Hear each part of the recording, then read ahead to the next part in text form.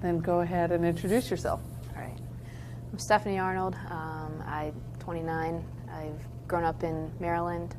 I'm art teacher now. I was studying biology previously, and I switched over to art education. Been teaching art for 2 years. I enjoy playing softball, playing ice hockey. I love doing that. I received a meningitis vaccine. It's called Minomune in March of 2000, and became very ill from it. I guess, symptoms. I lost my cognitive abilities, ability to read, speak, understand others, form thoughts. I couldn't stand any light, sound, or smell, touch. Movement of myself would make me sick. The breeze that I would create, movement of someone walking by would make me sick, their breeze. Even breathing, the air going in and out of my throat, my lungs, would make me physically sick.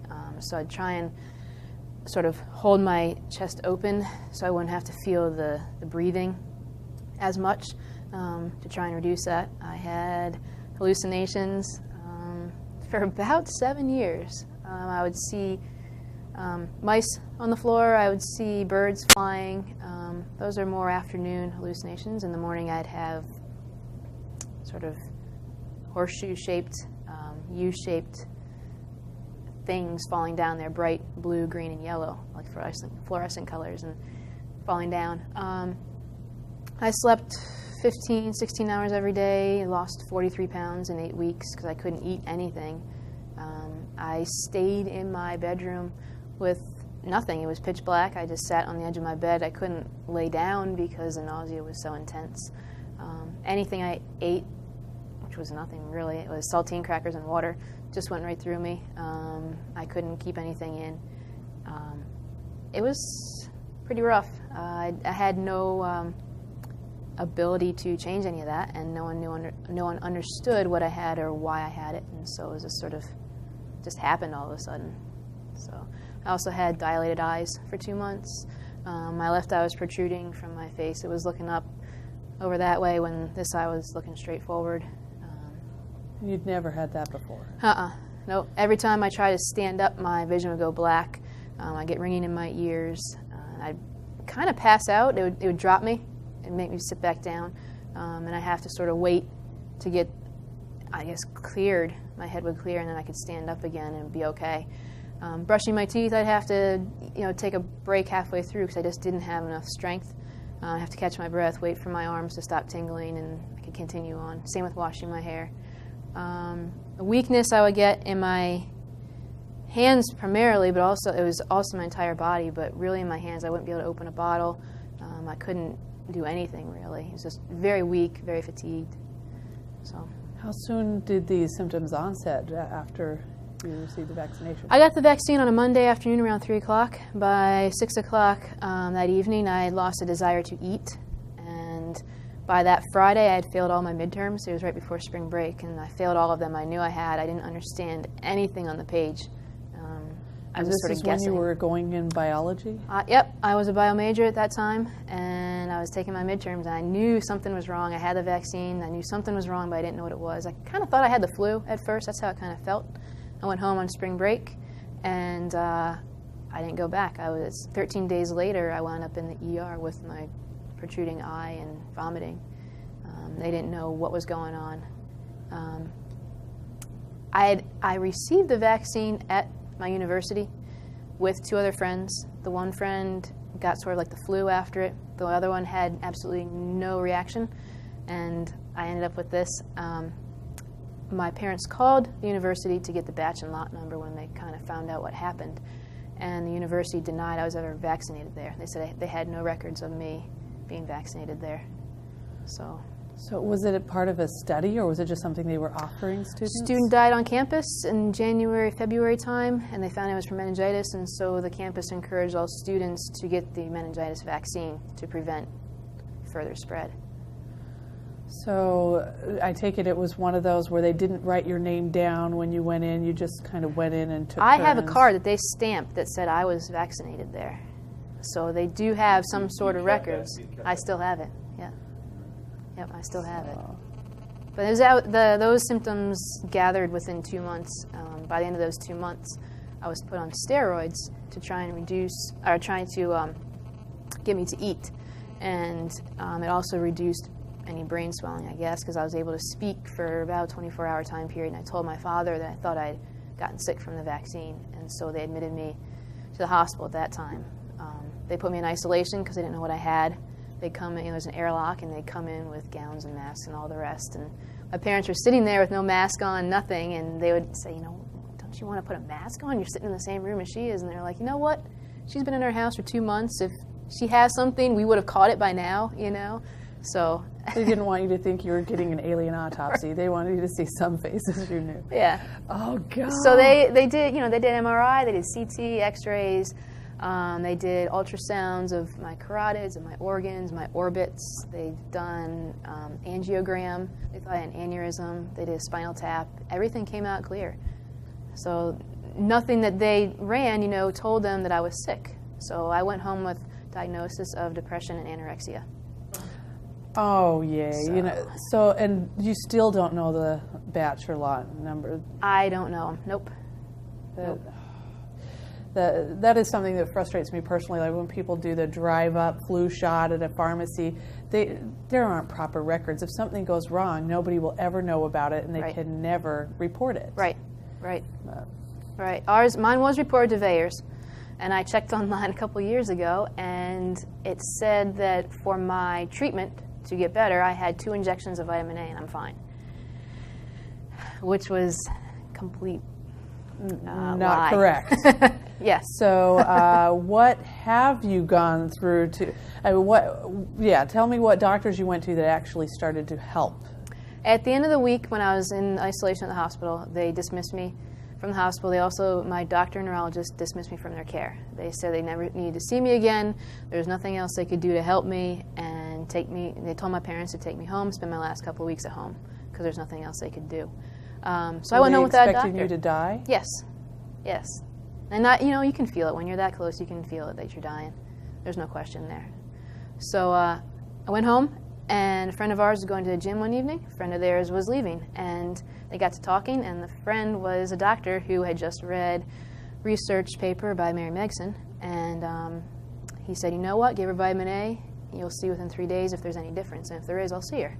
So they told my parents, and I took vitamin A the first day, no difference. I had been in my room for 2 months, nothing, no light, sound, anything, and I just stayed there. Occasionally, I would come downstairs to, I guess, let my parents know I was still alive. I don't really know. I was downstairs, the TV on. I wasn't watching. I couldn't stand anything. But they gave me the vitamin A the first day, no change. Second day, I felt worse. Third day, I came down the stairs. I was like, you know what? I feel better all over. My arms don't hurt as much. I don't feel as infected. My legs feel a lot better. And they just sort of stared at me like, what the heck? Because I hadn't spoken in 2 months, I hadn't gotten out of my room really in 2 months because I'd go down the stairs and be out of breath, So they made an appointment with him, and he started me on her detox and vitamins. I had 3 powders that I put in a juice. One was Ultra Clear Plus, which was a detox. The other one was Permavite, which was to heal the leaky gut. And the third one was whey protein, which was for weight gain because I'd lost 43 pounds in 8 weeks. So I started those, and I was taking a whole slew of vitamins. I had A and B, C, calcium, quercetin, zinc, magnesium, alfalfa. I took ginger to reduce nausea, and I still have that today. And so I was taking all that, and I would take them twice a day. I took them twice a day for about 2 years, and I would very gradually, I was getting better and better and better.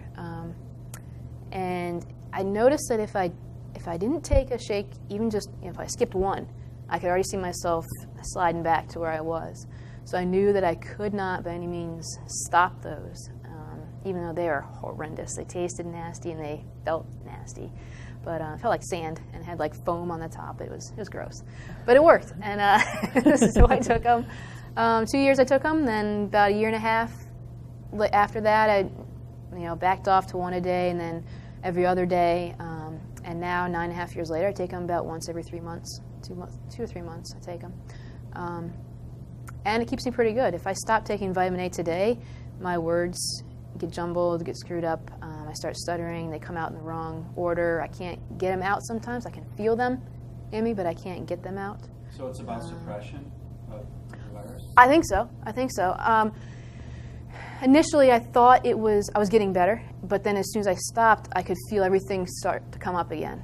All the symptoms come up, so I thought, well, maybe it's just covering it up, and so it's not really taking care of the root of it. It's just sort of getting rid of the surface stuff. But now I'm to the point where it has taken care of the root. It's still there a little bit, not nearly as what anywhere near as what it was, but it is still there a little bit. And so it's, I haven't taken my vitamin A for a couple weeks. My brother, I'll be talking to my brother. He's like, "What the heck is wrong with you?" I'm like, "I'm sorry." He's like, "I'm not talking to you. We get some vitamin A or something," because my words will just be going everywhere. So as long as I take that, I'm pretty good. So what did the doctors say the root of the problem is? My doctor that I have today, that I still have, said it was a vaccine, 100%. It was absolutely the vaccine. And from the treatment that I used, I think it's pretty evident. I'm off of wheat, I'm off of dairy. I did heavy metal detox for aluminum, arsenic, lead, and mercury. The vitamins and supplements. I also did the probiotics. And that's, all of that is basically what's, being done to help those who have gotten sick from vaccines, I guess. And that's what worked for me, so. Yeah, those type of things have helped with my children also, although it's frustrating because it's like you don't get, people won't acknowledge that the vaccine reaction really happened, Right. That type of thing. But at any rate, obviously you've been highly welcome to an autism conference, so why do you think that we would be so interested in hearing from you? I think in part it's because of the treatment that I used. When I was perfectly fine. I get the vaccine, and all of a sudden I'm running parallel to symptoms of autism. I wouldn't say that I had it. Although if I went to Towson, my university, in my chart it said adult onset autism. I didn't know that. I went to them at one point to get a referral to see my doctor, and they opened up my chart and they said, "So you have adult onset autism. How's that working for you?" I'm like, "Thanks." I didn't know I had it, but it's working pretty well, I guess. So in that respect, I guess because of so many symptoms that I had were so similar, I suppose. I do still have getting laundry out of the dryer. It still bothers me to no end to touch that. Working with clay occasionally, if I'm on the wheel, throwing on the wheel, some days I'll go and sit down there and I can't do it because the feeling on my hands I cannot stand. Working with children, when I'm in the art room with clay, after working with it, my hands sometimes feel like they're burning or they're tingling or just gives me like the goosebumps, just how it feels. Drives me nuts. So in that respect, I guess, it's also kind of similar to that of, symptoms of autism, I suppose. So maybe that's why, and also because I've used Mary Megson's treatments, and it's had such a success with me following the vaccine. I think that's probably why I've enjoyed coming to these conferences. And also it's, I get to see a lot of other research that's going on and what might help me, now. Because I still have issues, symptoms, side effects. So you enjoy these conferences for yourself? I enjoy, finding new things that I can try, yeah. Are there any return effects that you see that, like with reading and this type of thing, if you don't get enough of a certain vitamin or whatever? Right. I do, if I don't have the vitamin A, I do lose focus.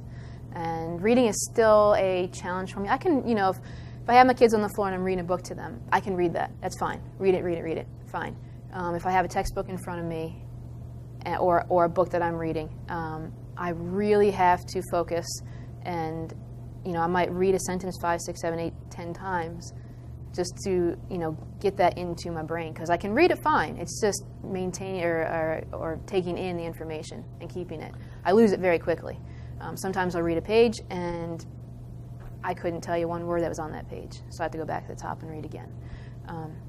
So, if I were to go back to study biology, I don't think I could. It would be very difficult to absorb all that information and maintain and retain that information. So I do not read for pleasure.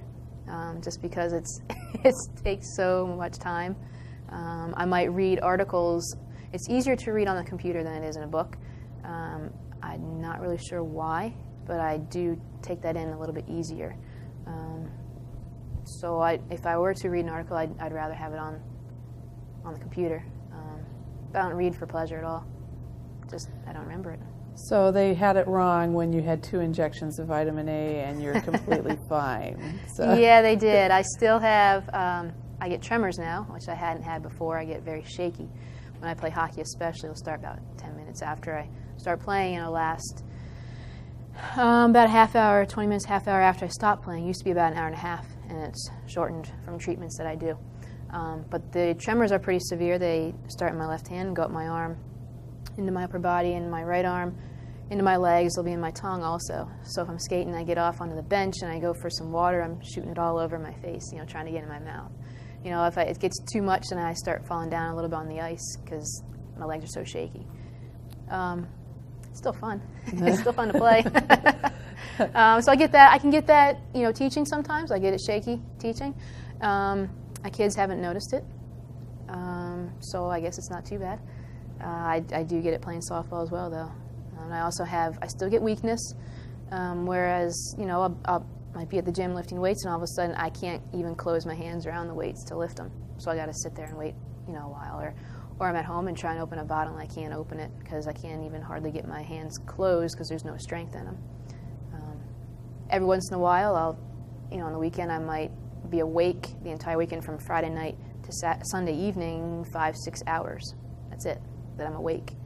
I'm not really sure why that happens, and it drives me nuts because I'd rather be outside, doing something than asleep. So. Yes, one thing, a lot of the children with autism can't really explain how they feel, so it's really interesting to hear you to be able to explain your vaccine reaction, because most of our kids had issues when they couldn't really talk very much yet anyway. Right. And also when you talk about how sometimes it'll come and go, like be worse sometimes, or maybe, I don't know if it's with stress or with not enough of a vitamin or whatever. We don't, you don't know everything about why things go away. But a lot of our kids, they'll have a good day and they'll have a bad day, and we have no idea. And so to hear you talk about what you have going on, really makes me think of these kids and how sometimes we may get upset. You were doing this yesterday. You could open that yesterday. You could do that yesterday. There might be a good, solid medical reason why they just can't do it today. Right. And I'm still sensitive to light and sound, not nearly as bad. It's not nearly as bad as what it was. But like silverware clanging, pots and pans clanging, if you're at, in an audience and they're clapping, drives me nuts. So I kind of turn my head so at least the 2 people immediately on my, immediate sides are not right in my ear. I turn my head a little bit so it's not so bad. Like my brother's a trombone performance major. And so he's, in performances a lot, and you get, a lot of people clapping. It drives me nuts, but just as it is. Certain keys on the piano bother me more than others. Why? I don't know. Rattles in your head sometimes. So, I'm not sure why. It just does. Was there anything else that you wanted to make sure you got on this interview for people to know about? Would I do it over again? Yeah, I would.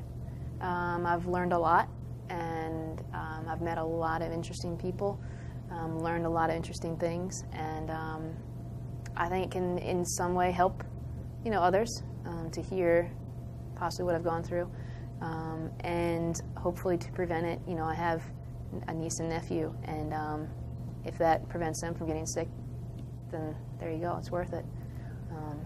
But yeah, I've seen a lot of things that I'm grateful for now. So. It's such a marvelous attitude. A lot of times I always say I am such a different person because of my kids. They teach me so much, and I can't imagine life a different way. Right. And not that I would ever wish for my children to go through that again, but I'm grateful for where we are at also. So I really appreciate your outlook and your input and your willingness to let us know what has been going on with you. Thank you so much. Sure.